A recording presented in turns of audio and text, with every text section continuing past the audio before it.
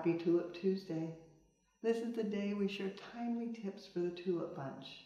Today, talking about Snowberry, Symphocarpus, the botanical name, which is Greek for together and fruit.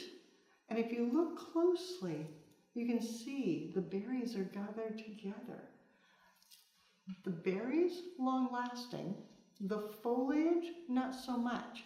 So always just remove all of the leaves so that you can enjoy the berries and then give it a break. It's so woody, it's actually good if you just tear it and then set it down into water to drink. And with that, the berries will last a couple of weeks. They come in this creamy as well as a soft pink. But again, the foliage doesn't hold. So go ahead and just pluck that all off so that you can enjoy the berries. Get rid of,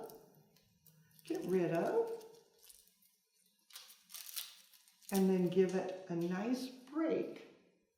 So take that one off, separate it, remove, and then let it drink. Now you know another flower that you can add to your repertoire.